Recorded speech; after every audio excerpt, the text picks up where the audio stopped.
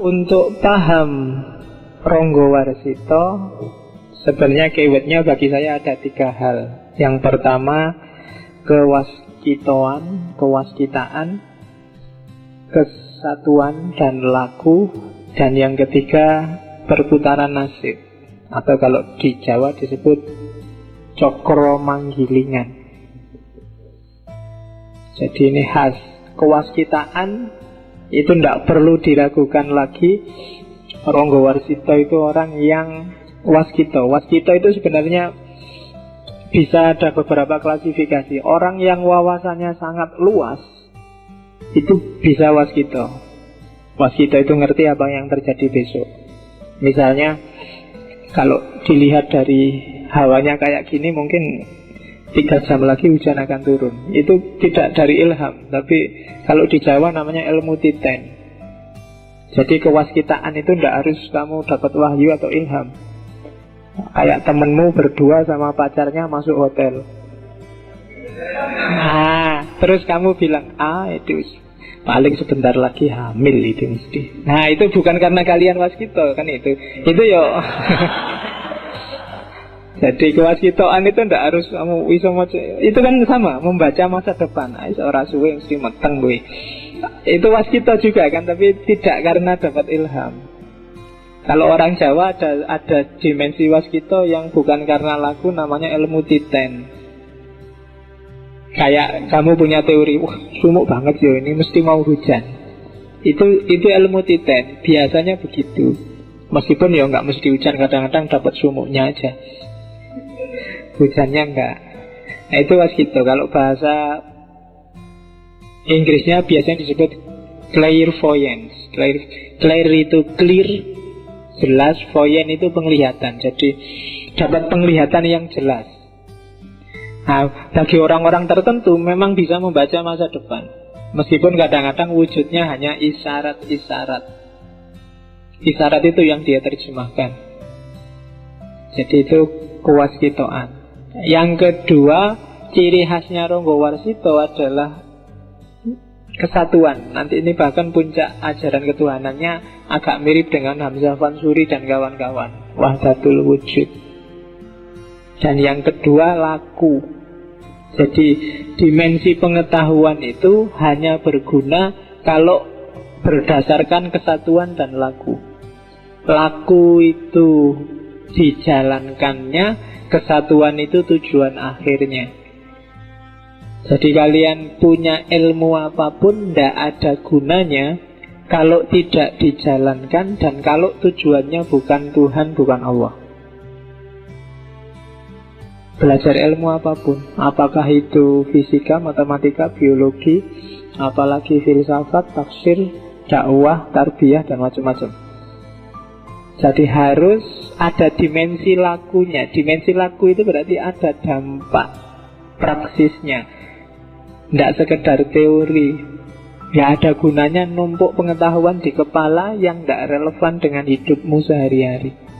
Buat apa?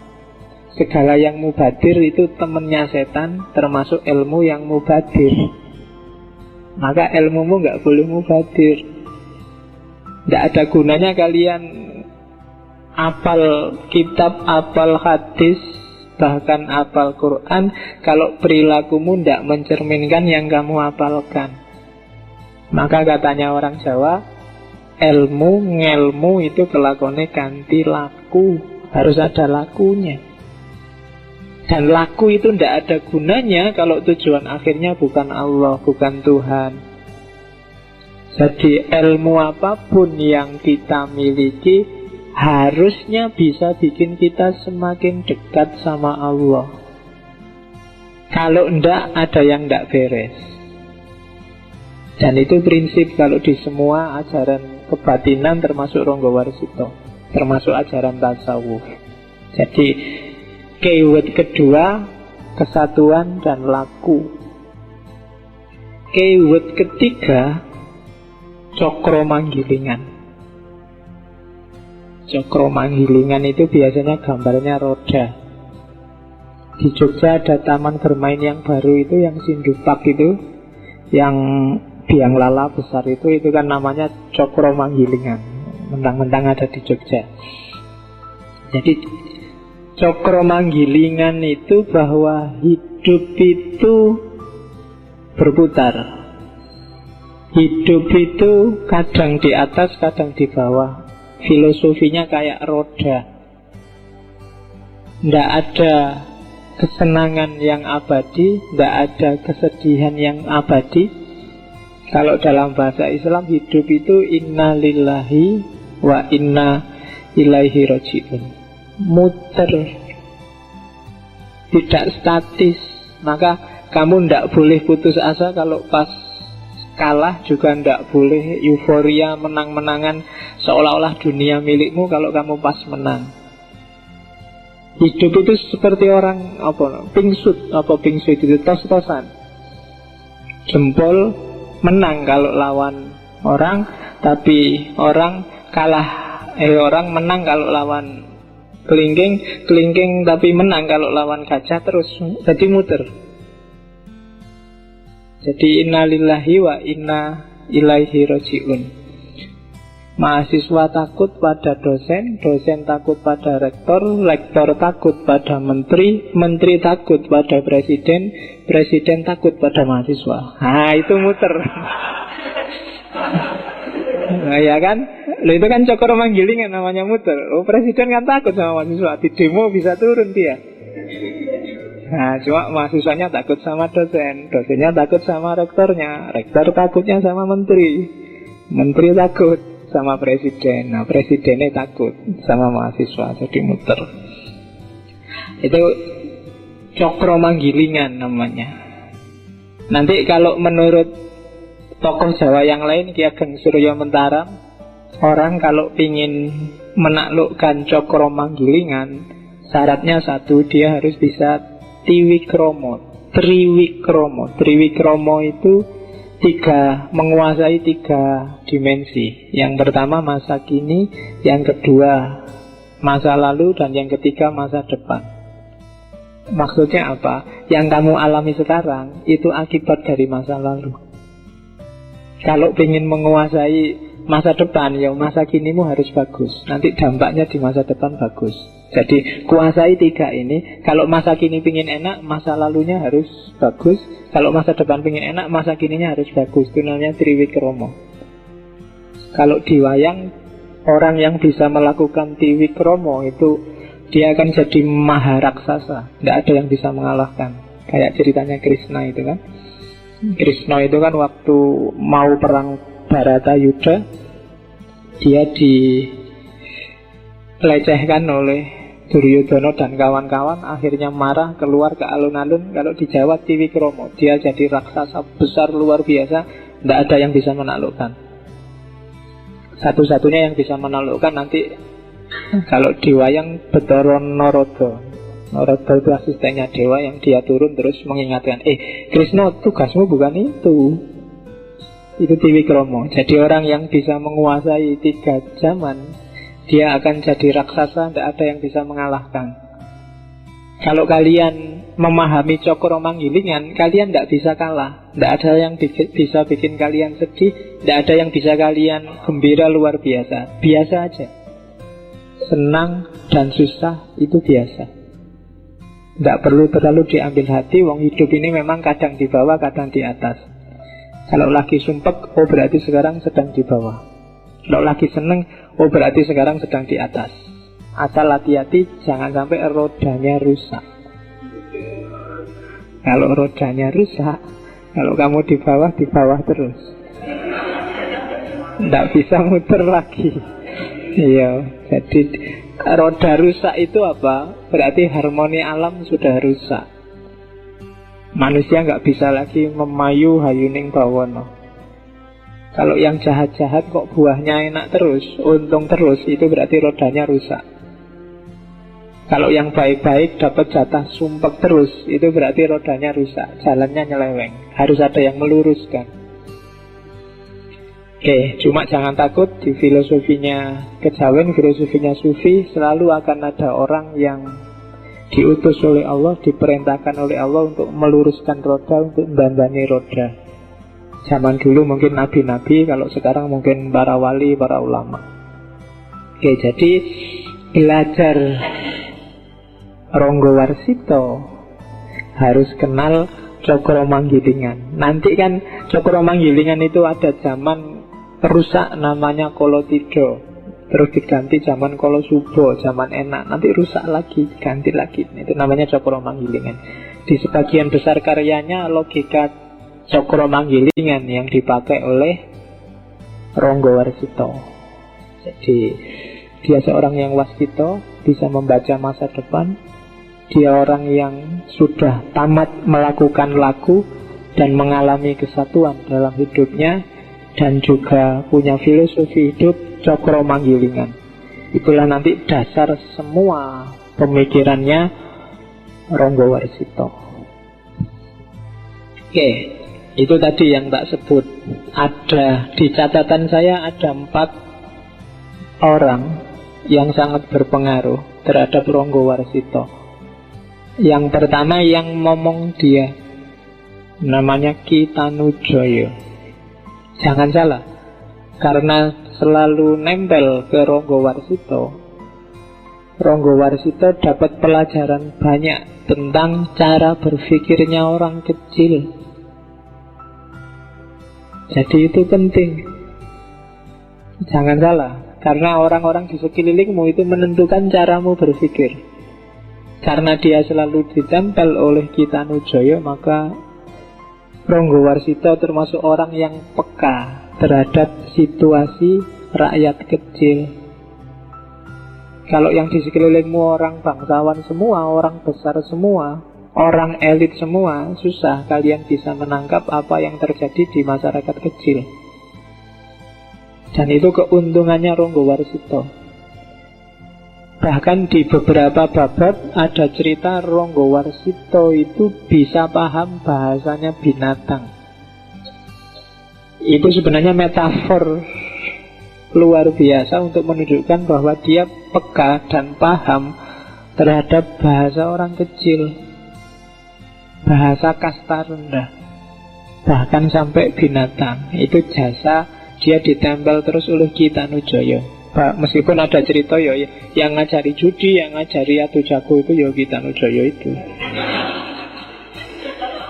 Lah ya ndak apa-apa lah, tapi paling gak kan dia ngerti logikanya orang kecil. Ya, oke. Terus yang kedua ya Kiai Imam Besari. Ini sufi yang mengajarkan syariat, tarekat, hakikat, termasuk akhlak. Dan kalau tadi Ki Tanujoyo yang nempel ke Ronggo Warsito, kalau dalam kasus Kiai Imam Besari, Ronggo Warsito yang nempel pada Kiai Imam Besari, karena dia asistennya. Di bidang agama, Kiai Imam Besari lah yang berjasa besar. Kalau sastra, ya kakeknya ya Sodipuro II. Dan tadi yang saya lupa namanya, Pangeran Haryo Buminoto. Ini yang guru kanuragannya. Jadi penting juga kalian olahraga, tidak cuma olah jiwa, untuk membangun kepercayaan diri, harga diri juga, keteguhan hati, keteguhan iman. Itu mensana in corpore sano. Maka didikannya Pangeran Haryo Buminoto itu bikin seorang Ronggo Warsito merasa kukuh, merasa teguh, tidak penakut. Saya tidak tahu anak zaman sekarang apa masih ngerti bangsa-bangsa dunia kanuragan. Mungkin 1-2 masih ada yang tertarik. Atau mungkin era sekarang kanuragannya beda.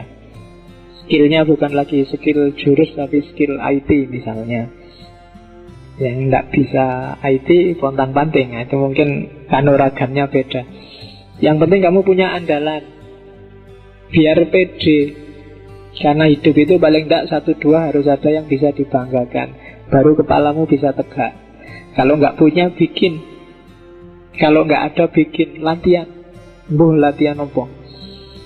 Nggak ketang kamu bisa nyervis laptop apa HP rusak, kan ada kebanggaan.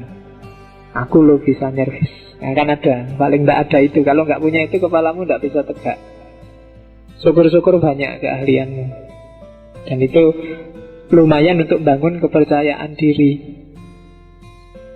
Oke, jadi ini yang mempengaruhi, yang membentuk cara berpikirnya seorang Ronggowarsito. Maka kamu juga kalau ingin jadi orang besar, pinter-pinter nyari orang yang kamu tempel, atau pilihlah siapa yang boleh nempel kamu. Itu akan bentuk dirimu. Jangan sembarangan. Yo, yang sembarangan buat friend biasa aja. Cuma untuk yang dekat dan berpengaruh, pilihlah, sortirlah. Atau kalau kamu sedang tidak dekat padahal itu penting, kejarlah. Kalau di sufi orang disuruh cari mursyid. Jadi kenapa itu untuk membentuk dirimu? Kalau tidak, kamu tidak akan jadi apa-apa. Ya, orang besar itu kan ada yang dikejar sendiri, ada yang memang karena nasib. Nah, kalau kita kan kelihatannya kalau nasib kok ya enggak. Ya, jadi yo, berarti kita harus kejar sendiri, kita bikin sendiri. Terus di semua kitab serat kidungnya Ronggowarsito, isinya kalau diklasifikasi itu kadang tentang tradisi dan ritual, kadang tentang toto kromo, toto susilo, etika, yang ketiga tentang yang gaib, yang supranatural, dan yang keempat puncaknya adalah ilmu kasampurnan, kebatinan, spiritualitas. Ilmu kasampurnan kadang juga disebut kasunyatan. Kali di sufi ini level-level manunggaling kawula Gusti. Jadi kalau di Jawa itu ilmu ada levelnya. Ada ilmu kanoman, ada ilmu tadi kanoragan, ada ilmu kedunian, keduniaan, ada ilmu kasepuhan, dan puncaknya ini ilmu kasunyatan, kesempurnaan. Ilmu kanoman itu pengetahuan praktis sehari-hari biar kamu bisa hidup, itu namanya ilmu kanoman. Orang harus menguasai ini kalau ingin hidup.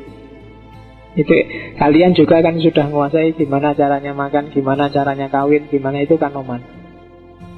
Harus belajar, jangan sampai tidak bisa kawin. Oh iya kan, itu ilmu kanoman.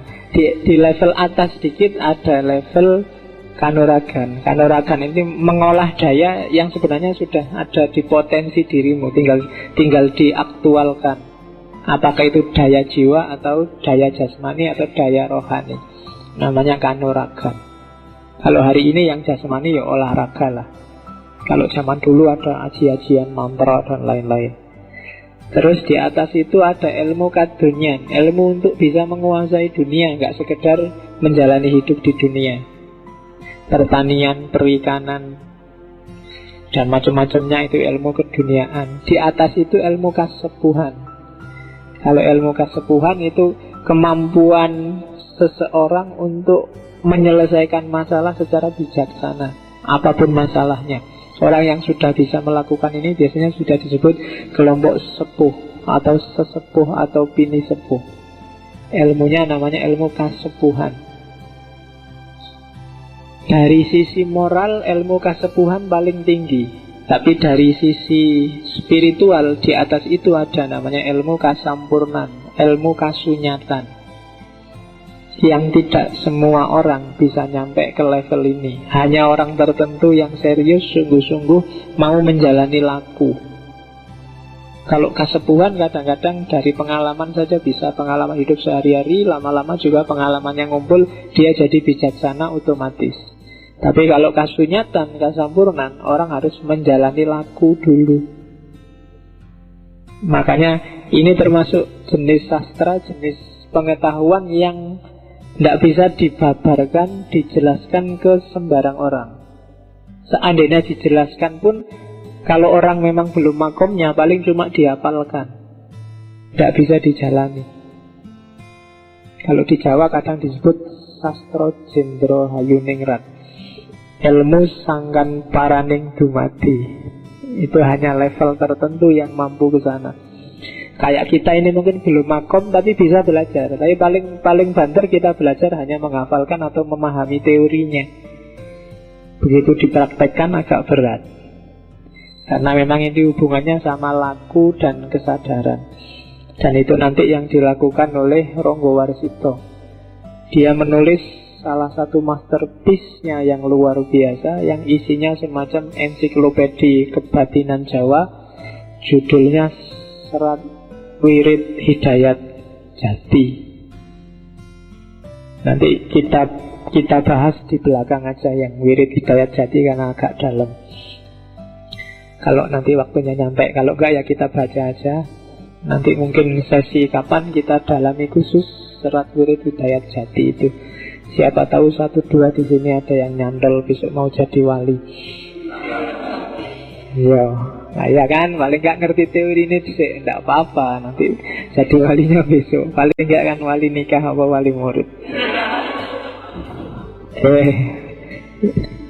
Terus ya, Ronggo Warsito menulis tidak kurang berarti bisa lebih dari 60 karya. Jalan jangka waktu 1826 sampai 1837. Itu tahun ya, bukan jam. Nanti 1826 berarti setengah 7 Pak, sampai setengah 7 lebih 5. Nah itu tahun, abad 19 awal. Cirinya ini yang khas. Jadi makanya dia disebut pujangga penutup. Semua karyanya Ronggo Warsito pasti pakai Purwokanti. Purwokanti itu rima, bersajak. Ada sajaknya. Terus yang kedua Sandiasmo. Sandiasmo itu di hampir semua karyanya, kalau orang jeli itu misalnya ada yang depannya dijejer, itu bunyinya nanti Ronggo Warsito. Itu Sandiasmo, nanti tak kasih contoh. Ada syair yang begitu belakangan. Jadi sandi nama-nama. Terus yang ketiga Condro Sengkolo. Kadang juga disebut Suryo Sengkolo. Condro Sengkolo itu isyarat tahun. Jadi menyebut tahun itu nggak ditulis Yogyakarta 25 November 2015, tapi pakai Condro Sengkolo. Majapahit jatuh, Suryo hilang, kertaning bumi. Ya, itu Condro Sengkolo. Ada rumusnya. Kalau yang ingin belajar tinggal dibaca di internet. Kalau bagi yang mau, lahirmu kapan, cuma disesuaikan dengan kondisi Condro Sengkolo itu. Karena orang Jawa itu angka 0 sampai angka 9 itu simbolnya banyak. Namanya Dosonomo. Jadi Dosonomo itu satu kata itu padanannya bisa banyak, luar biasa, apalagi angka. Nanti di pelajaran Condro Sengkolo itu misalnya 0 itu bisa diwakili kata ini itu bisa puluhan yang mewakili. Dengan konotasi yang jelek, yang bagus, yang biasa, semangat, spiritualitas itu bisa masuk semua. Tinggal kamu pilih. Kamu mau cerita tentang kehancuran, apa kebangkitan, apa kecerdasan, tinggal milih kata-kata yang pas. Misalnya kamu lahir tahun berapa, terus kamu pingin dikenal sebagai apa, bikin Condro Sengkolo untuk tahunmu sendiri bisa. Ada pelajarannya. Atau kamu bisa belajar sendiri, milih sendiri kata-kata yang pas untuk dirimu. Saya dulu pernah bikin zaman saya aliyah yang ngajari guruku aliyah itu, dan bisa. Cuma uslali. Jadi karena sudah lama tidak dipakai Condro Sengkolo, tahun kelahiran, terus momen-momen penting, misalnya tahun sekian saya sunat, bikin aja Condro Sengkolo sesuai tahunmu sunat.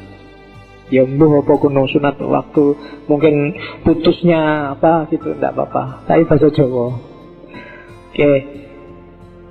Jadi Condro Sengkolo, dan yang terakhir Gancaran, Jarwo.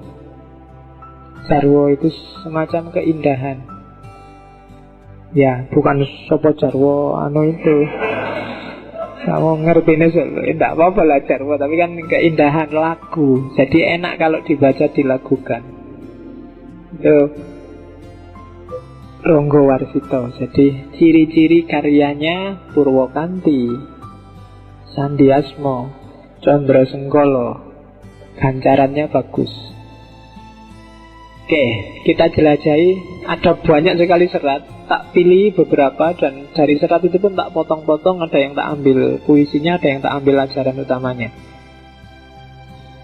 Yang ini silahkan dicari bagi yang berminat. Syukur bisa jadi skripsi atau jadi tesis. Serat Pamoring Kawula Gusti. Pamoring Kawula Gusti itu kualitas hubungan antara Tuhan dengan hamba. Untuk mencapai kualitas yang bagus, tadi saya bilang laku.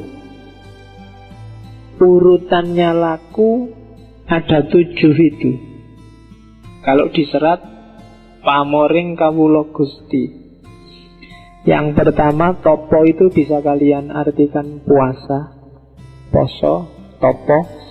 Yang pertama topo jasmani, yang kedua topo budi, yang ketiga topo hawa nafsu, hawa nafsu bahasa Jawa nih. Yang keempat topo rasa sejati, yang kelima topo sukmo, yang keenam topo cahyo, dan yang ketujuh topo urip. Lakukan 7 topo ini untuk menemukan hakikat. Begitu kamu ketemu hakikat, pasti akan mengalami makrifat. Topo jasmani jelas, mengurangi makan, mengurangi minum. Nggak usah takut kurus, nggak apa-apa. Ya, ngurangi bukan tinggal loh ya, dikurangi. Karena selama ini kita sibuk makan, minum, dan tidur. Jasmaninya nggak pernah istirahat, nggak pernah puasa. 1 bulan disuruh puasa itu pun terpaksa kan. Kalau bisa sebaiknya enggak kan gitu. Tapi topolah jasmanimu. Wong ngaji aja masih sempat mikir minum kan kalian. Ya, tapi enggak apa-apa, monggo diminum kalau yang mau minum. Jadi topo jasmani. Yang kedua topo budi. Kalau topo budi itu ya, kalau tadi jasmaninya yang dikendalikan, sekarang akhlaknya. Berakhlak yang baik, yang terpuji, menghindari akhlak yang tercela. Itu topo budi. Puasalah akhlakmu. Tidak usah tanya yang tercela apa saja, yang terpuji apa aja, kamu sudah ngerti kok. Untuk urusan ini sebenarnya orang nggak perlu belajar. Asal pikirannya waras, akalnya jernih dan sehat, pasti ngerti. Iya, kamu nggak usah, Pak, saya belum belajar, Pak, ini filsafat etika dulu baru bisa, Pak. Nggak. Wis ngerti.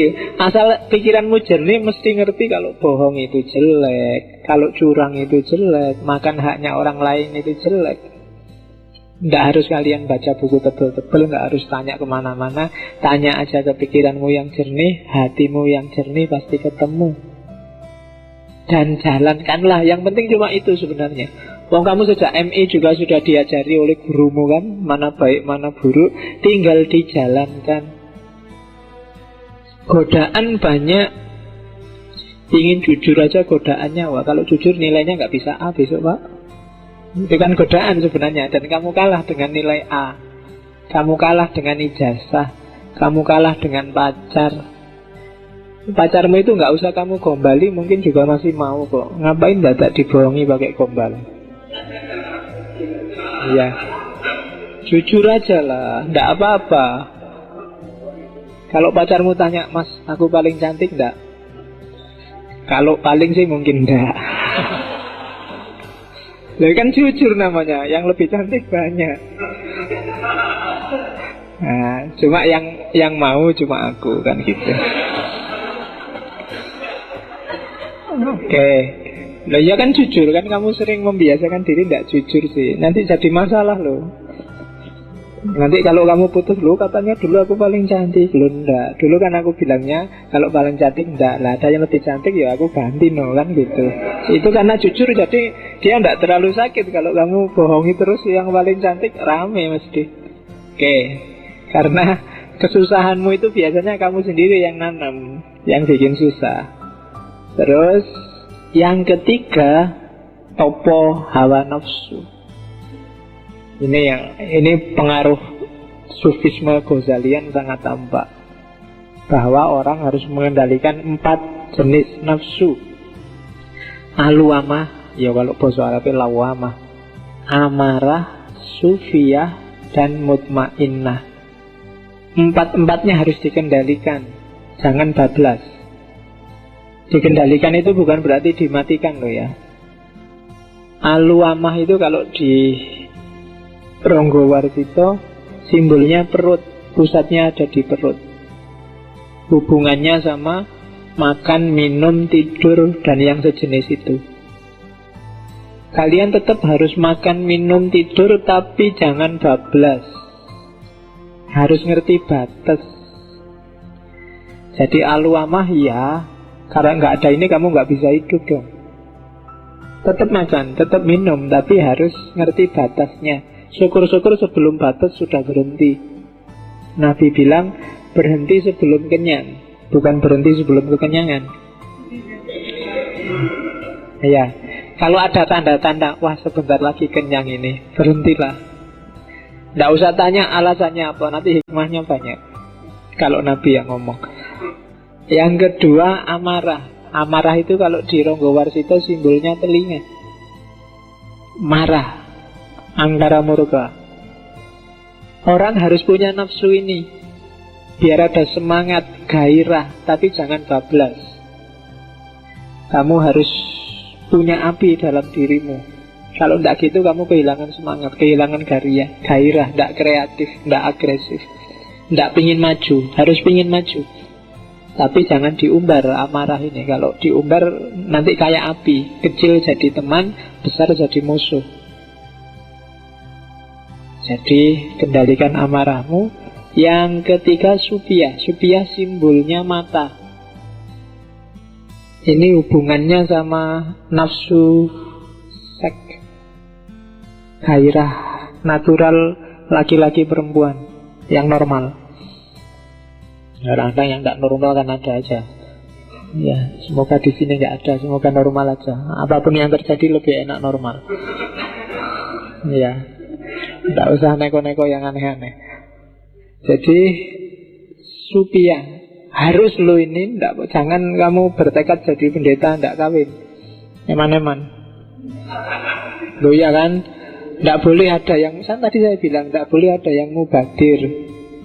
Kalau kamu tidak kawin, ada yang mubadir nanti.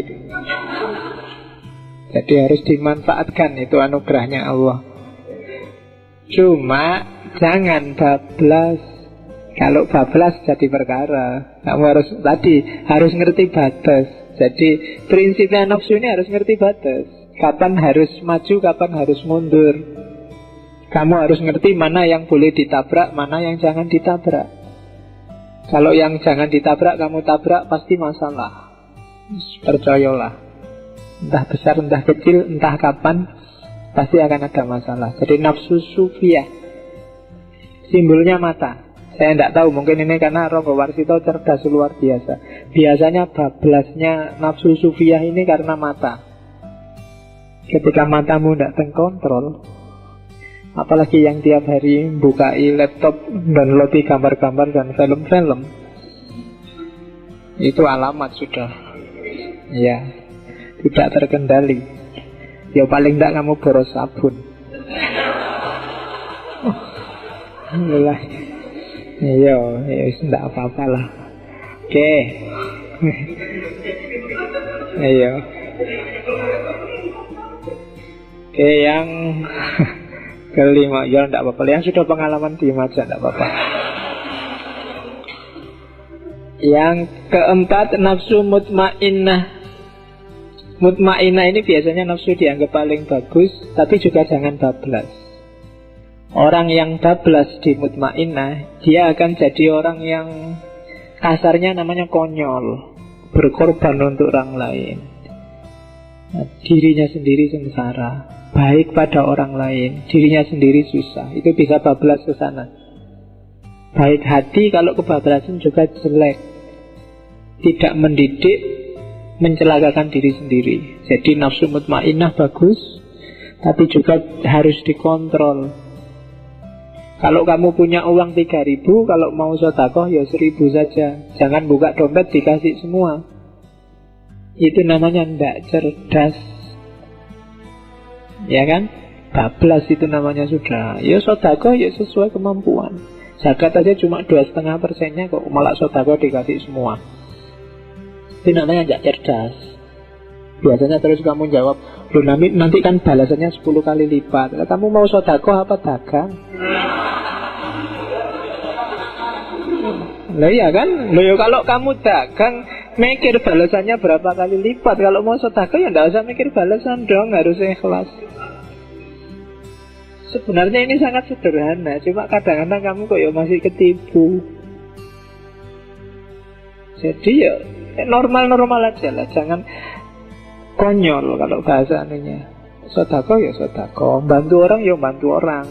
Kalau ada orang nggak punya rumah, bantulah, jangan rumahmu dikasihkan, akhirnya kamu yang nggak punya rumah. Ya, jadi itu problem.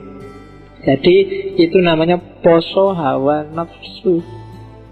Jadi kontrol hawa yang ada dalam dirimu, baik yang di level alwamah, amarah, sufiyah maupun mutmainnah. Terus yang keempat, topo rasa sejati. Ini semacam sering-seringlah memusatkan perhatian pada Allah. Bawalah Allah kemana-mana, dalam kondisi apapun, untuk apapun. Ngaji gini bawalah Allah, ke warung juga bawalah Allah. Perhatianmu harus selalu ada pada Dia. Kayak kamu sedang jatuh cinta itu loh. Lagi ngaji kayak gini, pacarku sedang ngapain ya kalau pas tak tinggal. Lagi di mall, wah ini kalau tak beli ini dia mesti pantas, dia mesti bagus. Lagi kuliah, ada yang ngampelin nggak ya tak tinggal kuliah kayak gini. Jadi yang di pikiranmu kan dia terus, pacarmu terus. Nah, gantilah pacarmu itu dengan Allah. Sedang apapun saja, fokus perhatianmu hanya pada Allah, hanya pada Tuhan. Itu namanya topo rasa sejati. Rasamu hanya nyambungnya sama Allah. Passionmu kalau bahasanya anak sekarang itu hanya Allah. Yang tidak ada baunya Allah kamu tidak suka. Meskipun mungkin hasratmu mau ke situ, tapi Allah nggak suka yang begitu. Sama kayak kamu mau beli baju, beli jaket, terus kalau aku pakai kayak gini pacarku nggak suka, enggak. Itu namanya topo rasa, tapi yang sejati. Dan yang sejati hanya Allah. Yang kelima, topo sukmo. Kalau topo sukmo itu membersihkan batin, menjernihkan hati, terus hidup harmonis dengan orang lain dan dengan sesama. Jadi gimana caranya kamu harmonis, tidak menang-menangan, tidak juga jadi kalah-kalahan, tidak zoliman au mazluman, tidak zolim, tidak juga diam saja kalau dizolimi. Hidup yang harmonis. Kita bagian dari alam semesta, tapi juga jadi khalifahnya alam semesta. Menyeimbangkan kedudukan sebagai hambanya Allah, tapi juga sekaligus wakilnya Allah di muka bumi. Itu topo sukmo. Jadi hidup yang seimbang. Kita hamba sekaligus penguasa di level kita, karena kita wakilnya Allah. Jadi tulus ikhlas, batin jernih, harmonis. Yang keenam, topo cahyo. Ini levelnya lebih tinggi lagi. Begitu nyampe di level topo cahyo, semua kilauan dunia sudah nggak nyantol lagi di batin kita. Saking cintanya kita sama Allah. Jadi segala cahaya duniawi tidak lagi menarik buat kita. Satu-satunya yang menarik hanya Allah. Dan puncaknya adalah topo urip. Ketika hidup kita 100% sepenuhnya kita pasrahkan pada Allah. Bahkan di level beberapa sufi yang filosofis sampai aku hilang, yang ada hanya Allah. Sehingga kadang-kadang tercetus satu khat ana al-haq, akulah Allah, karena aku yang manusia itu sebenarnya tidak ada. Aku ada itu tidak ada, yang ada aku Allah. Dan itu level paling tinggi, namanya topo urip. Semakin tinggi kualitas kita, ya pamor ring kawula Gusti semakin bercahaya. Pamor itu kan semacam ada cahayanya. Semakin level kita naik, ya semakin cahayanya terang. Jadi kalau kita hanya bisa topo jasmani, ya cahayanya mungkin tidak terlalu terang. Topo budi lebih terang, topo hawa nafsu lebih terang lagi, terus sampai level paling puncak topo urip. Ketika topo urip, yang tersisa hanya cahayanya saja. Nah, itu serat pamoring kawula Gusti. Ini suluk kedua, suluk sukmo lelono, perjalanan jiwa. Saya ambil 2 pupuh saja, 2 bait saja, karena sukmo lelono memang isinya cuma 2 bait. Ya. Itu yang pertama. Mau tak baca Jawanya, cuma kuatire kamu tidak paham. Langsung Indonesia ya. Ya punapa yen wis kakekat estu lajeng sarengatnya. Sarengat itu syariat ya. Meskipun nanti kalau di Gadoloco itu dilecehkan habis-habisan. Sarengat itu bukan syariat, tapi nek sari jengat. Ya serius ini kok enggak kok. Coba dibuka kitabnya Gadoloco itu, bahwa sarengat itu nek sari jengat. Oke, ya. Yen saking pamanggih ulun tan wonten kang tinilar. Sir muktamad ing hadis ugi kasebut kat tanpa sarengat batal. Sarak tanpa kat tan dadi. Ini sindirannya Ronggo Warsito pada kelompok batiniah yang tidak mau syariat. Apa kalau sudah hakikat lalu syariatnya ditinggal? Kalau menurutku tidak ada yang ditinggalkan. Jelas disebut dalam hadis, hak tanpa syariat batal, syariat tanpa hak tidak jadi. Jadi ini pelajaran dari Ronggo Warsito bahwa sedalam apapun ilmu batin kita, syariatnya nggak boleh ditinggal. Sholat, wirid, zakat, puasa yang tidak boleh ditinggal. Kamu tidak boleh makomku kan wis dhuwur, tidak butuh sholat lagi. Ronggo Warsito aja yang ahli kebatinan sampai puncak juga bilang syariat nggak boleh ditinggal. Nggak boleh batin saja, harus ada lahirnya. Bahkan tidak cuma syariat dan hakikat, levelnya 4. Jadi paran Gusti yen kapisah temah mangke kakali hiro sisik kang lempeng taksih ing kawruh sakawanira tunggal ngelmuning hyang sarengat miyang torekot kakekat miwah makrifat punika kamil abdoli. Jadi menuju Tuhan, jika terpisah keduanya, syariat dan hakikat terpisah, malah akan kehilangan keduanya. Yang syariat saja atau yang hakikat saja sama-sama nggak akan dapat apa-apa. Kamu yang syariat saja tanpa hakikat, itu formalitas, ibadahmu kayak orang olahraga. Kalau kamu hakikat saja tanpa syariat, itu sama kamu tiap hari apel, tiap hari SMS, tapi tidak jatuh cinta. Nggak ada gunanya. Jadi jangan syariat saja tanpa hakikat, jangan hakikat saja tanpa syariat. Yang benar masih harus diketahui. penyatuan 4 perkara. Jadi sebenarnya ada 4, nggak cuma syariat sama hakikat. Ilmu syariat dan hakikat, dan torekot, hakikat dan makrifat. Itu baru sempurna. Nggak cuma 2 tapi 4. Syariat, torekot, hakikat, makrifat.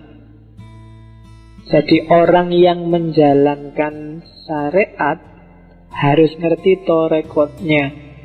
Torekot itu jalannya, metodenya. Kalau syariat dan torekotnya sudah benar, dia akan nyampe ke hakikat. Kalau dia sudah paham hakikat, maka dia akan makrifat, terbuka kunci pengetahuan semuanya. Itu yang di Jawa disebut ngerti ilmu kasunyatan, hakikat kenyataan yang sejati, bukan yang palsu yang hanya tampil di depan mata. Jadi syariat itu fisiknya, torekot itu metodenya, hakikat itu temuannya, makrifat itu kesimpulannya. Kalau itu penelitian. Jadi syariat, torekot. Pak, kalau syariat tanpa torekot itu teori, ya kan? Torekot itu kan kayak laku tadi. Torekot saya ikut gaya Syafi'i, Pak. Kalau kamu cuma apalan teorinya Syafi'i, itu baru syariat. Ketika kamu jalankan, torekot itu kan dari kata-kata turuk, torik, jalan. Itulah torekot. Kalau jalanmu benar, kamu akan dapat pencerahan, hakikat. Ketika kamu nyampe hakikat ini, kamu dapat dampak implikasi. Kalau di tasawuf namanya dapat akhwal, anugerah dari Allah namanya makrifat. Jadi syariat, torekot, hakikat, makrifat. Syariat itu lautnya, torekot kapalnya, hakikat itu maksud perjalanannya, makrifat itu kamu sudah nyampe di pelabuhan. Oke, jadi dalam Islam, meskipun ini kebatinan, syariat, torekot, hakikat, makrifat, semuanya jalan. Oke, terus ini saya harus agak cepat-cepat, masih banyak materinya. Serat paling terkenal, serat Kolotida. Kalau di Jayabaya, di Jongko Jayabaya itu sebutannya bukan Kolotida tapi Kolobendu. Kolobendu itu berarti zaman ketika banyak bencana. Kalau Kolotida, Tido itu keraguan.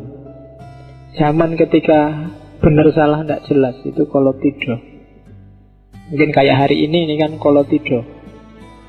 Sing bener mana, yang salah mana kita tidak jelas. Zaman SBY kemarin banyak sekali bencana. Itu zaman Kolobendu.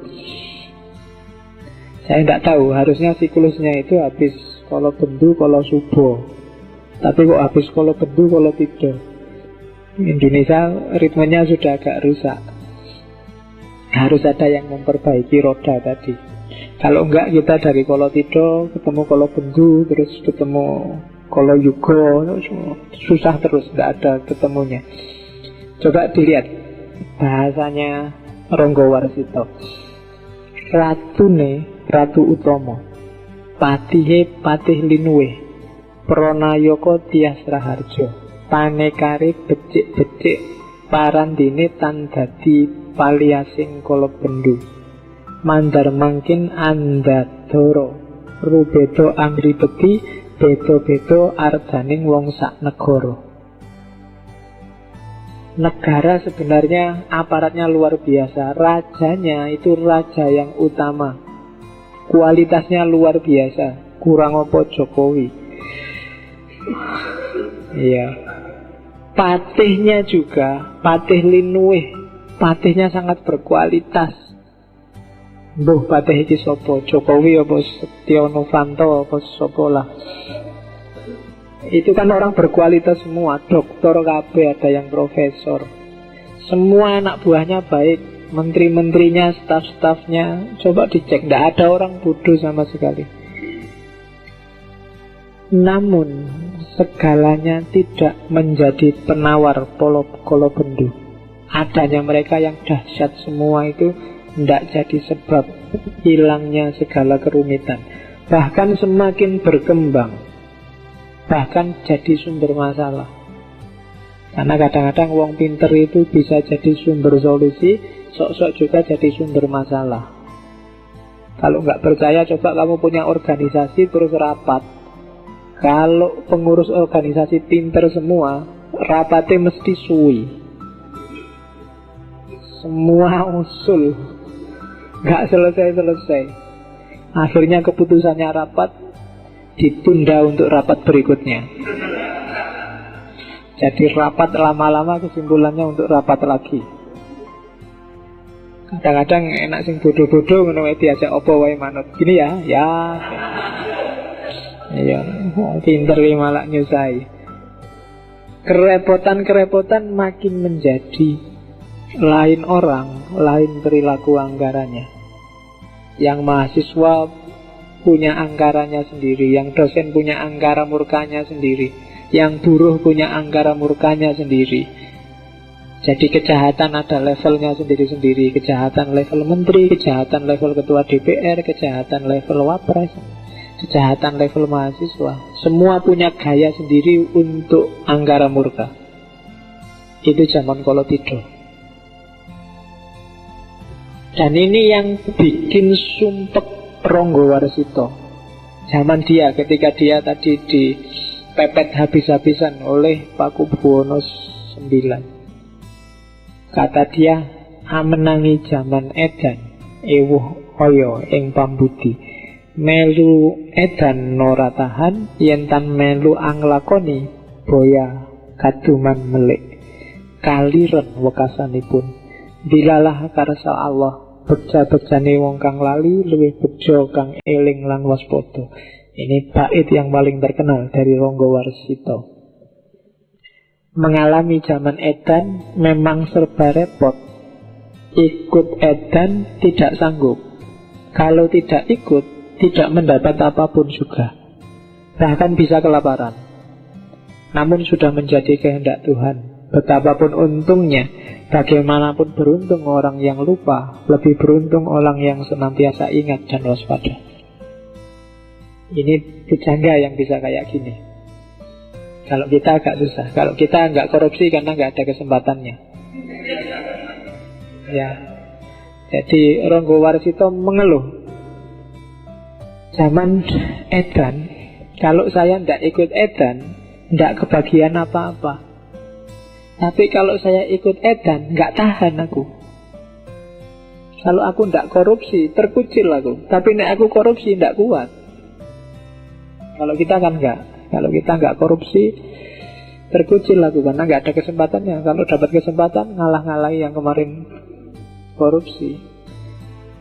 Jadi zaman edan bagi orang baik-baik pakai bait ini. Bagi para pujangga yang jernih, dia pakai bait ini. Saya tidak tahu kalian layak nggak pakai bait ini. Karena biasanya ganjelannya yang bagian itu tadi, melu edan ora tahan. Ya kan? Opo yo kalau kalian ikut edan tidak tahan. Jangan-jangan DNA-nya sudah DNA edan. Ketika tidak edan kamu nggak kuat. Harus edan. Karena kalau para pujangga alasannya tidak kuat aku. Jadi ya iso wae dia ikut edan, tapi tidak kuat saya edan. Tapi kalau tidak ikut kok ya tidak dapat jatah apa-apa, terpinggirkan. Tapi sudahlah, ikut sesuai kehendaknya Allah. Karena sesuai kehendaknya Allah itu, untung apapun orang yang edan, pasti lebih untung orang yang ingat dan waspada. Itu penjelasannya panjang lebar di banyak buku ada. Kontekstualkan dengan hidupmu sehari-hari. Jadi enak-enaknya kamu nakal ngedan, lebih enak kalau kamu ingat dan waspada. Oke, terus Ini nasihatnya. Gimana sih kalau di zaman edan itu, ini sebenarnya bukan terusannya, tak potong-potong baitnya, tak ambil yang pas. Sak kadare linakonan mung tumindak moro ati anggretan dadi perkara. Karono riwayat muni ikhtiariku yekti pamilihin reh rahayu sinambi budidaya kanthi awas lan eling kanthi kaesti antuo parmaning sukmo. Lah terus kalau zaman rusak kayak gini kita harus gimana? Diem aja, pasif, ngelawan juga mesti kalah, kita kalah power. Katanya Rogo Wasito, ya sudahlah, jalani saja sekedarnya, sak isamu, sak mampumu. Sekedar menghibur hati, menjalankan tanggung jawab, asal tidak menimbulkan persoalan. Lakukan aja sejauh yang jadi tugasmu. Jangan aneh-aneh. Karena ada riwayat mengatakan ikhtiar itu wajib. Jangan diem aja, kamu juga harus kerja. Yang PNS, yang mahasiswa, apalagi mahasiswa negeri, kalau dipikir-pikir kan mahasiswa negeri itu disubsidi oleh pemerintah. Subsidi pemerintah itu dari pajaknya rakyat sengsara, dan itu sudah mungkin dikorupsi di mana-mana, dipotong, disunati di mana-mana. Kita ada dalam sistem yang rusak inilah. Terus piye, apa ndak kuliah aja? Apa ndak usah kerja aja? Susah aku ndak boleh jadi dosen aja misalnya. Terus mau ngapain? Katanya Rogo Wasito, ya sudahlah, jalani aja kewajibanmu apa adanya, asal jangan bikin yang aneh-aneh yang nambah persoalan. Ikhtiar itu wajib, namun juga harus milih jalan yang baik. Kamu juga jangan ikut ngedan dan ikut rusak. Sambil berupaya, tapi juga harus awas dan waspada. Jangan sampai ikut tenggelam dalam arus keedanan tadi. Kuncinya di situ. Jangan pasif, tapi juga jangan ikut edan. Lakukan tugasmu. Mahasiswa tugasnya belajar, ya belajar yang baik. Yang dosen ngajar sesuai kapasitasnya. Jangan ikut-ikutan edan, sehingga akhirnya kita bisa dapat berkah dari Allah. Itu serat Kolotido. Ini sama, serat Sabto Jati, isinya mirip. Zaman rusak. Jadi bagi yang bijaksana sangat gelisah dalam hidupnya. Kalau dia meniru, hidupnya menderita. Kalau tidak meniru, hidupnya menderita. Kalau meniru, hidupnya akan hina. Hitungan saya 4 apa 5 seratnya Ronggo Warsito itu mengeluhkan zamannya. Karena dia ngalami ketika mulai Pakubuwono kerjasama dengan Belanda dan rakyat yang sengsara. Dan mungkin karena gayanya ini nanti dia termasuk yang diincar oleh Belanda. Oke. Ada solusi lagi dari Ronggo Warsito. Kapan sih zaman ini selesai? Waluyone benjing yang wis ono wiku, memuji ngesti sawiji sabuk lebu lirmat jenun. Gali betan tudang tuding anacahaken sakehing wong. Selesainya zaman itu besok kalau muncul wiku yang memuji ngesti sawiji, bersabuk debu seperti orang gila, hilir mudik menunjuk sana sini, menghitung banyak orang. Ini isyarat. Zaman rusak ini akan selesai kalau ada wiku. Wiku itu di Indonesia kadang diterjemahkan pendeta, tapi sebenarnya maksudnya biksu. Biksu itu secara letterlek artinya orang yang sudah tidak terikat lagi sama dunia. Biksu itu kan pakaiannya aja kuning-kuning, dia tidak pernah memperhatikan bajunya ganti merek apa, fashion show apa, enggak. Dia bajunya kayak gitu terus. Dunia nggak menarik lagi. Makan juga dari minta-minta, dikasih orang, dan kadang-kadang campur gitu. Mungkin yang dari sini ngasih rawon, tiba-tiba di sana ngasih pecel, yang di sana itu bisa campur jadi satu, dan bagi dia nggak masalah. Karena dunia sudah dia nggak jatuh cinta lagi sama dunia, itu wiku. Jadi zaman rusak ini akan selesai kalau besok sudah ada pemimpin yang tidak silau oleh dunia. Pemimpin Satrio Pinandito, jadi satria yang pendeta, yang biksu, yang tidak ngincer dunia, juga tidak tergoda oleh dunia, yang memuji Ngesti Sawiji, yang fokusnya, yang dia puji, yang dia jadikan konsentrasi adalah Ngesti Sawiji, kesejatian yang satu. Yang dia takuti, yang dia gandoli hanya Tuhan, hanya Allah, bukan yang lain. Kalau ada pemimpin yang seperti itu, alamat zaman akan segera waluyo, segera sembuh kekacauan ini. Bersabuk debu seperti orang gila. Maksudnya apa? Karena dunia tidak lagi bikin dia tertarik, maka dia kayak orang bersabuk debu. Jadi tidak wow, jadi tidak, sangat sederhana. Jadi orang ini kadang-kadang disebut seperti orang gila. Jadi harusnya presiden itu jas-jasan, pakai dasi, wangi-wangian, gayanya kayak orang kaya, pesawatnya, mobilnya merek apa, tapi dia sudah nggak kepincut sama itu semua. Sederhana. Dia orang yang sudah tersadarkan, tercerahkan, makom spiritualnya tinggi. Hilir mudik menunjuk sana sini, menghitung banyak orang. Cuma jangan kaget, orang ini akan memanaskan telingamu. Orang ini akan sering bikin kamu kaget, karena dia tidak takut apapun. Kalau benar dia bilang benar, kalau salah dia bilang salah. Kebenaran itu sering menyakitkan. Maka dia disebut hilir mudik, menunjuk sana sini, menghitung banyak orang. Jadi dia, dunia di level apapun tidak bikin dia tertarik, tidak bikin dia kepincut, sehingga dia sangat berani. Yang benar dia omong benar, yang salah dia omong salah. Dan itu menyakitkan telinga. Dianggap orang gila. Jadi katanya Ronggo Warsito, besok kalau ada wiku memuji Ngesti Sawiji, sabuk lebu lir majnun, gali bedan tudang tuding, anacahaken sakehing wong, maka berharaplah zaman akan segera cerah lagi. Terus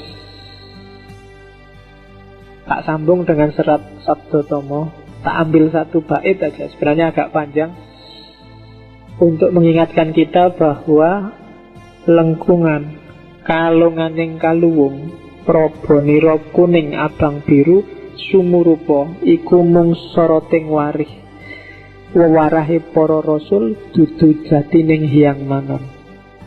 Jangan ketipu di zaman kala tidha kala bendu itu, lengkungan warna-warni pelangi yang berwarna kuning, merah, biru hanyalah cahaya pantulan air. Menurut Rasul, bukanlah Tuhan yang sebenarnya. Jadi mungkin banyak sekali kebenaran yang ditawarkan padamu. Ada yang warnanya biru, warnanya kuning, warnanya merah.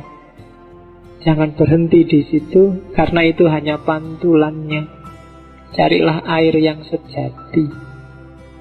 Jangan gampang ketipu oleh tampilan, oleh pencitraan, oleh gaya, oleh fashion. Karena itu hanya pantulannya saja. Carilah kesejatian. Itu serat Sabdo Tomo. Dan sebagaimana katanya Rasul, semua yang palsu itu bukan Tuhan yang sebenarnya. Tuhan yang sebenarnya ada dalam kesejatian. Itu serat Sabdo Tomo. Joko Lodang. Saya tidak tahu, istilahnya khas ya. Kenapa Ronggo Warsito pakai istilah Joko Lodang? Karena manusia yang tercerahkan, manusia yang mengalami puncak pengalaman mistik itu adalah seorang yang joko dan lodang. Joko itu kan berarti masih ting-ting, masih murni, masih jernih. Dan lodang, dia santai, tidak kesusu-susu, nggak dipepet-pepet oleh dunia, longgar dia. Cirinya orang yang belum selesai itu dia marah-marah terus, kesusu-susu terus, bingung terus. Tapi kalau sudah joko lodang, kamu jernih dan santai, itu berarti kamu sudah selesai dengan dirimu sendiri. Jadi di sairnya joko lodang gumandul, praptaning ngetengkrang sruwuwus, eling-eling pasti karsaning hyang wiji, gunung mendak jurang merenjul, ingusir projo prangkasor. Jadi joko lodang datang berayun di antara pohon-pohon. Jadi karena dia sudah santai, ya nongkrong di atas pohon, tidak masalah, ngerokok-ngerokok, ngopi-ngopi, santai, dia sudah selesai, sudah tercerahkan. Kemudian duduk tanpa sopan, dia tidak terikat lagi oleh tradisi, tata adat yang tidak hakiki. Maka digambarkan duduk, tidak usah mikir kesopanan, dan berkata dengan keras. Dia mengingatkan orang-orang, ingat-ingatlah, sudah jadi kehendak Tuhan, besok gunung-gunung tinggi akan merendah, jurang yang curam akan muncul. Kalau bahasa Jawa ini namanya wolak waliing zaman. Zaman akan kebalik-balik. Gunung yang harusnya muncul, dia malah ambles. Jurang yang harusnya di bawah, dia malah muncul. Yang benar jadi salah, yang salah kelihatan benar. Diingat-ingat besok ini. Dan yang kalah perang akan terusir. Jadi bukan yang salah akan terusir, bukan yang keliru akan terusir, tapi yang kalah perang. Besok akan ada kondisi semacam ini, zaman kebolak-balik. Dan yang mengabarkan ini joko lodang. Yang sadar kondisi ini adalah orang yang sudah tercerahkan, orang yang sudah selesai dengan dirinya sendiri dan dengan hidupnya. Tak loncati beberapa bait. Terus ada lagi yang gelisah siapa? Mbok perawan songgowang, duh kiteng kolbu. Kenapa pakai istilah mbok perawan? Kenapa pakai istilah mbok dan kenapa pakai istilah perawan?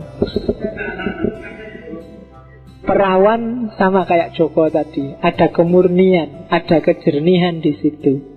Kenapa mbok? Mbok itu kan semacam kakang atau kakak atau ibu yang perempuan. Kenapa kakak dan ibu yang perempuan? Karena dalam mbok ada jiwa ngayomi, ada jiwa sayang, ada keibuan yang bisa mengasuh.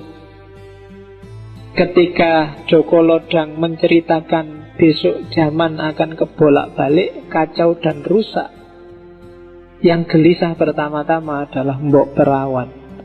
Mereka yang punya kepedulian, punya jiwa momong terhadap lingkungan sekitarnya, yang perawan, yang pikirannya jernih, yang tidak ditunggangi oleh aliran mazhab apapun. Mbok perawan bersedih hati. Cuma kemudian Joko Lodang nabdo malih, Joko Lodang berkata lagi, namun ketahuilah bahwa ada hukum sebab musabab, kepastian yang bisa dibaca. Usahakanlah supaya segera terjadi. Jadi hidup ini ada sunnatullahnya. Siapa menabur, dia akan menanam. Solusinya biar wolak-wali ing zaman itu segera selesai, taburlah yang baik-baik sekarang. Tidak usah nunggu besok, tidak usah kesuwen diskusinya. Sekarang selesaikan itu, besok kita akan panen yang baik. Kalau kita nggak segera menanam sekarang, kita masih gegeran sendiri, saling caci antar kita sendiri sekarang, tidak akan ada panen besok. Maka sekaranglah, itu hukum sebab musabab. Hidup ada sebab akibatnya. Kalau kamu tidak rajin sekarang, pintermu ya tidak besok. Jadi kalau ingin besok pinter, sekarang rajinlah, tekunlah belajar, besok kamu akan pinter. Itu sebab akibat. Kalau ingin Indonesia ini beres segala urusannya, besok kita semua harus tirakat sekarang.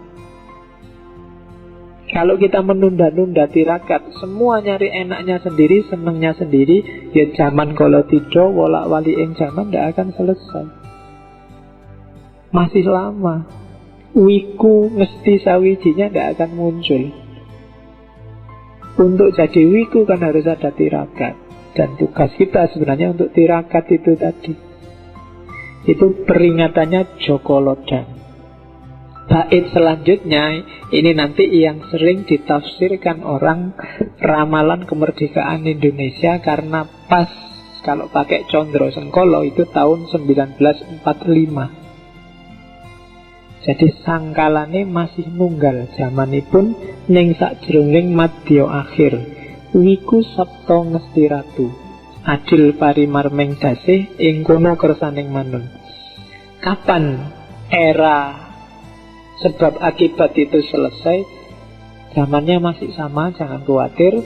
Pada akhir pertengahan zaman, Wiku Sabto Ngesti Ratu, Wiku 7 Sabto 7 Ngesti 8 Ratu 1. Jadi tahun Jawa 1877. Itu kalau dikonversi tahun Saka 1887 itu sama dengan tahun 1945. Pas.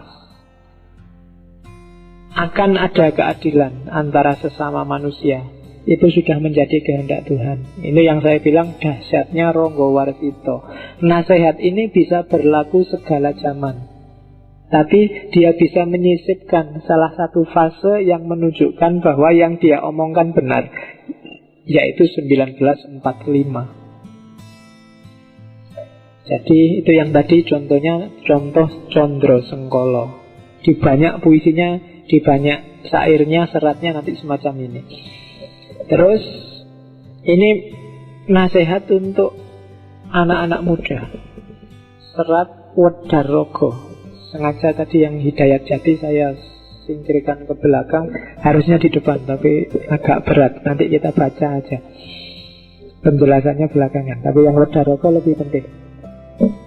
Ini Wedarogo itu nanti ada untuk orang-orang tua, ada yang untuk anak-anak muda. Saya ambil yang untuk anak-anak muda aja, karena yang di sini ngumpul teman-teman masih muda, kecuali yang wajahnya agak tua. Kan ada kan yang masih muda wajah itu. Mangkene patrapipun wiwit anem amandeka laku, mengurangi pangan turu sakwatawis amekak hawa nepsu dasarono andap asor. Jadi laku kita kalau besok ingin mensukseskan sebab akibat yang baik tadi, katanya Ronggo Warsito, makanya yang tepat sejak muda saatnya untuk lelaku, mengurangi makan tidur sementara, menahan hawa nafsu dengan didasari sifat sopan santun. Nah ini yang berat. Jadi tirakat kita yang pertama, ayo laku, jangan boros makan, jangan boros tidur. Sementara tidak apa-apa, tirakat itu kan sementara. Kalau sudah buka puasa kan sudah boleh makan, sudah boleh tidur. Cuma jangan banyak-banyak, makan sekadarnya saja. Lapar ya makan, sebelum kenyang sudah berhenti. Itu mengurangi makan, bukan menghilangkan makan. Mengurangi tidur. Yo, untuk yang lebih bermanfaat. Jadi tidurnya dikurangi untuk belajar, tidurnya dikurangi untuk tahajud, untuk sholat malam, bukan untuk nonton sepak bola. Ya, kalau pas ada siaran langsung UCL, kalian mesti tirakatan kan? Cuma bukan itu maksudnya Ronggo Warsito. Jadi ngurangi makan, ngurangi tidur sementara, tenang aja. Dan menahan hawa nafsu. Yang muda-muda, yang berat sebenarnya mungkin nahan hawa nafsu ini. Kalau mengurangi makan kan sebenarnya gampang. Akhir bulan pasti kalian makannya agak kurang. Itu seragam entek. Tapi nahan hawa nafsu ini yang agak berat. Tadi ada 4 jenis nafsu, nafsu al-lawamah, nafsu sufiyah, macam-macam itu kan. Harus latihan. Yang namanya latihan kadang gagal, kadang sukses. Tapi semakin sering latihan, semakin mudah dilakukan. Jadi hawa nafsumu itu kayak binatang peliharaan. Kalau dilatih terus menerus ya dia akan jinak. Tapi setelah dilatih lama, dicuekin lama, dia bisa liar lagi. Harus kalian yang mengendalikan. Jadi kalau itu binatang ya, kalau itu kuda ya kalian yang ada di atasnya, bukan kudanya di atas kalian. Kalau kudanya di atas kalian gawat. Ya, jadi kalian yang harus di atas kudanya. Kalian yang pegang tali kendalinya. Jangan kudanya yang ngasih kendali di lehermu. Jadi tahanlah hawa nafsu. Apalagi yang muda-muda. Nafsu itu bisa disublimasi kok. Energi untuk itu bisa dialihkan ke yang lain. Makanya Nabi kalau sedang kesana terus nafsumu, sibukkan dirimu. Atau kalau Nabi ya puasalah. Fa'alaihi bisawm. Ya. Jangan sering-sering ke kamar mandi. Ya itu bukan nafsu, itu melampiaskan nafsu. Ditahan lah ya, jangan dilatih yang gitu. Terus sopan santun, andap asor. Ini yang anak muda kadang agak susah. Berat memang, apalagi anak sekarang kan dia, nah itu tradisi Pak, adat Pak. Itu feodal Pak, kan mesti kamu gitu. Enggak, itu dalam rangka menertibkan diri. Enggak gampang loh menaklukkan diri itu. Antara lain andap asor itu tadi. Sama yang tua cium tangan, kalau jalan menunduk, kalau ngomong enggak boleh ndanga. Itu sebenarnya trik-triknya orang Jawa, etiket Jawa untuk biar orang mudah menaklukkan dirinya sendiri. Orang itu paling gampang kalau disuruh sombong. Kalau disuruh merendah itu yang berat. Maka orang Jawa mengajarkan tata krama sopan santun, merendahkan diri.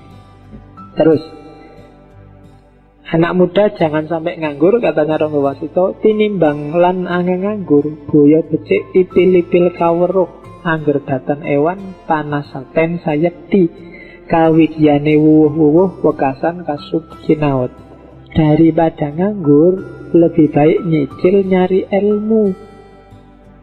Asalkan tidak malu diberi nasihat sejati, hingga penuh ilmu, akhirnya nanti berguna.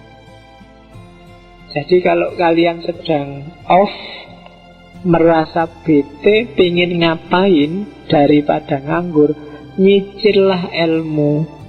Di sekelilingmu semuanya pelajaran. Baik ada yang tertulis, ada yang tergelar. Terus tambah ilmumu. Jangan malu kalau diberi nasihat, baik oleh tulisan, oleh lingkungan, maupun oleh orang yang lebih pandai. Sampai kamu penuh, akhirnya nanti berguna. Jangan khawatir. Jadi mumpung masih muda, nyicil ipil-ipil kaweruh. Nah, besok kalau kalian punya kelompok diskusi, gak usah dikasih nama bagus-bagus, kasih nama ipil-ipil kaweruh. Tidak apa-apa, itu khas Jawa.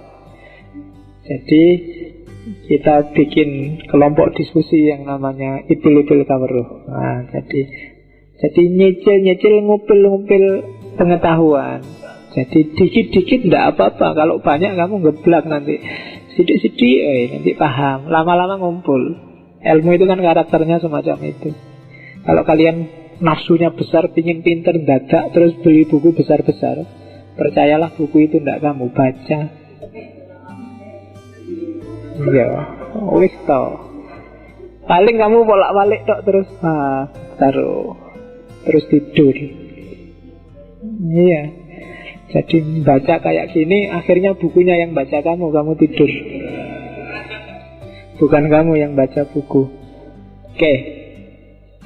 Jadi terus nasihatnya lagi oleh Rangga Warsita, lamun wis sarwa putus kapinteran sinempen ing pungkur, dan seterusnya. Jika sudah memiliki kepandaian, simpanlah kepandaian itu. Jangan sombong, jangan kemenyek. Kalau bahasa di tempat saya kemenyek. Kemenyek itu kemaki, melete. Ya, bahasa-bahasa itulah. Ya, jadi justru cirinya orang pinter itu ketika dia tidak pamer pengetahuannya. Semakin orang suka pamer itu semakin menunjukkan bahwa dia dangkal. Sama kayak kalau kamu baru belajar silat atau belajar taekwondo, belajar apa itu. Kalau baru belajar kan tiap hari mesti kamu pamer, melete kan mesti. Ada apa-apa dikit, tenang aja, tak belain. Ini mesti gitu. Oh ya ngerti-ngerti ya. Jangan deh perlihatkan kebodohan. Semakin berat ilmunya, semakin menunduk kepalanya. Dan jangan salah, di samping rendah hati, gayamu yang menunduk tadi akan mempermudah dalam bertindak tanduk dan berhubungan dengan orang lain. Tidak ada orang yang senang bergaul sama orang sombong. Meskipun dia pinter, kamu sendiri yang merasakan mungkin IP-mu 2 sementara temanmu IP-nya 4. Kalau kamu temanmu ini sudah IP-nya 4, gaya lagi. Ya gak apa-apa sih kan, IP-nya 4 gaya gak apa-apa. Cuma gak enak kan kamu punya. Rasanya itu mending gak usah deket-deket dia deh, daripada dilecehkan terus. Dikit-dikit ngomong IP2, dikit-dikit ngomong IP2. Gak usah lah, meskipun kenyataannya begitu. Ya kan, dikit-dikit nasihati, kamu itu mau belajar. Gak inget ke orang tuamu, tiap hari nasihati gitu ya, kamu kan judik juga, bete juga. Ya nanti kamu balas, tenang aja, saya kan nyimpen ilmuku, gak tak keluarin. Ya. Oke, jadi jangan sombong, disimpan aja. Kalau memang pada saatnya ya dikeluarin. Kalau ada orang butuh ya dikasih, tidak masalah, cuma jangan sombong. Karena begitu kamu sombong, meskipun kamu memang pinter, orang akan lari darimu dan ilmumu akan kehilangan manfaatnya. Orang mungkin tidak percaya, mungkin yang diomongkan benar, tapi kalau sudah tidak suka kan nggak masuk. Oke. Sebab di dalam hidup banyak orang tak mau kelihatan bodoh, maka selalu menunjukkan pengetahuannya sendiri agar dipuji sebagai orang unggul. Tak taunya akan terjerumus. Jadi hati-hati kalau kamu sombong, sombongmu itu akan nabrak kamu sendiri. Sebenarnya apapun perilaku tercela yang kamu lakukan, akhirnya akan nabrak kamu sendiri. Jadi jangan dikira mudorotnya itu dirasakan orang lain.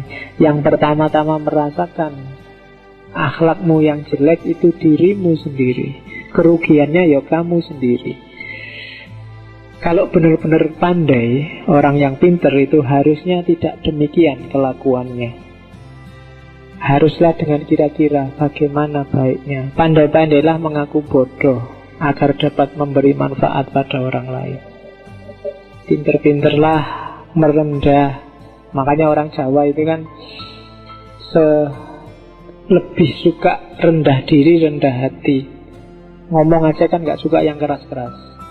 Karena memang dasar teorinya untuk bisa harmoni dengan sesama itu kita harus agak merendah. Kalau semua orang muncul, semua orang menonjolkan dirinya, yang terjadi pasti konflik.